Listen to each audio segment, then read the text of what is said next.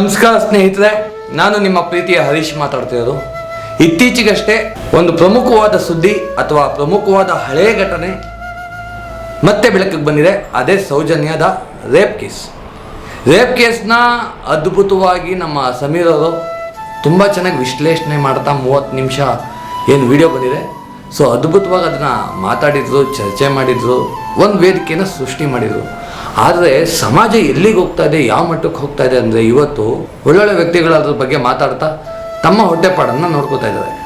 ಎಂತಕ್ಕೆ ಹೊಟ್ಟೆಪಾಡನ್ನು ನೋಡ್ಕೋತಾ ಇದ್ದಾರೆ ಅಂತ ಮಾತಾಡ್ತಾ ಇದ್ದೀನಿ ಅಂದರೆ, ಇವತ್ತು ಸೌಜನ್ಯದು ಒಂದೇ ಒಂದು ವಿಡಿಯೋ ಕೋಟಿಗಟ್ಟಲೆ ವ್ಯೂಸ್ ಹೋಗ್ತಾ ಇದೆ. ಕೋಟಿಗಟ್ಟಲೆ ವ್ಯೂಸ್ ಅಂದರೆ ಅಲ್ಲಿಗೆ ಇಲ್ಲ, ಒಂದು ರೀತಿ ನಮಗೆ ಮಾಡೋಕ್ಕೇನು ಕೆಲಸ ಇಲ್ಲದೆ ಗೊತ್ತಿರೋ ಒಂದು ಹಳೆ ವಿಚಾರವನ್ನು ಮತ್ತೆ ನೋಡ್ತಾ ಇದ್ದೀವಿ, ಅಥವಾ ಯಾವುದೋ ಹೊಟ್ಟೆಪಾಡಿಗೆ ನಾವು ನಮ್ಮ ಟೈಮ್ನ ವೇಸ್ಟ್ ಮಾಡ್ಕೋತಾ ಇದ್ದೀವಿ. ಇದು ನಿಜವಾಗ್ಲೂ ಏನಾಗಬೇಕು? ಇವಾಗ ಸೌಜನ್ಯ ಕೇಸ್ನ ಇಷ್ಟೆಲ್ಲ ನಾವು ವೈರಲ್ ಮಾಡಿಕೊಂಡು ಇಷ್ಟೆಲ್ಲ ನಾವು ಚರ್ಚೆ ಮಾಡ್ತಾ ಇದ್ದೀವಲ್ಲ, ಪರಿಹಾರ ಏನು?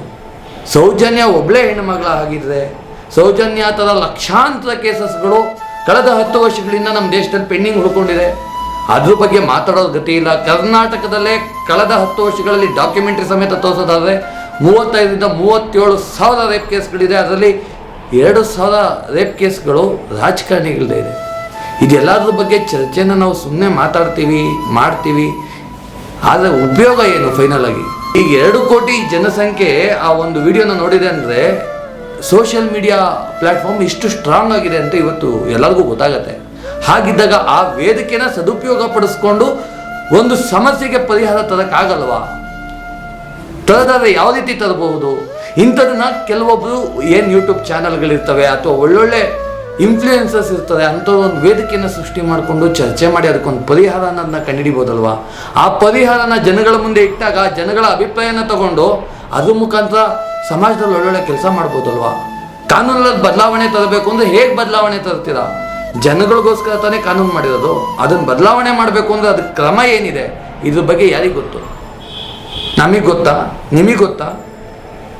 ಗೊತ್ತಿರೋದು ಯಾರಾದರೂ ಒಬ್ಬ ವ್ಯಕ್ತಿಗಳನ್ನು, ಸೂಕ್ತವಾದ ವ್ಯಕ್ತಿಗಳನ್ನು ಆಯ್ಕೆ ಮಾಡಿಕೊಂಡು ಇದೇ ಸೋಷಿಯಲ್ ಮೀಡಿಯಾ ಪ್ಲ್ಯಾಟ್ಫಾರ್ಮ್ನ ಸದುಪಯೋಗ ಪಡಿಸ್ಕೊಳ್ಳೋಂಥ ದಾರಿಗಳು ಇರಬೇಕಾದ್ರೆ, ಇವತ್ತು ಸೌಜನ್ಯ ಕೇಸ್ನ ಎಷ್ಟು ಚೆನ್ನಾಗಿ ಮಾತಾಡ್ತಾ ಇದೀವಲ್ಲ, ಇನ್ನು 2 ದಿನಕ್ಕೆ IPL ಸ್ಟಾರ್ಟ್ ಆದರೆ ಎಷ್ಟರ ಮಟ್ಟಕ್ಕೆ ಸೌಜನ್ಯ ಕೇಸ್ನ ಮಾತಾಡ್ತೀವಿ? ಎಷ್ಟು ದಿನ ಅಂತ ನಡೆಸ್ತೀರಾ? ಸೊ ಇದಕ್ಕೆಲ್ಲ ಒಂದು ಪರಿಹಾರ ಬೇಡವಾ? ಈ ಸೋಷಿಯಲ್ ಮೀಡಿಯಾ ಪ್ಲ್ಯಾಟ್ಫಾರ್ಮ್ನ ಸದುಪಯೋಗ ಪಡಿಸ್ಕೊಳೋದು ಹೇಗೆ ಅನ್ನೋ ಚರ್ಚೆನ ಮತ್ತೆ ಮುಂದುವರಿಸಬೇಕು ಅಂತ ನಾನು ಅಂದ್ಕೊಂಡಿದ್ದೀನಿ. ದಯವಿಟ್ಟು ನಿಮ್ಮ ಬೆಂಬಲ ಇರಲಿ. Thank you.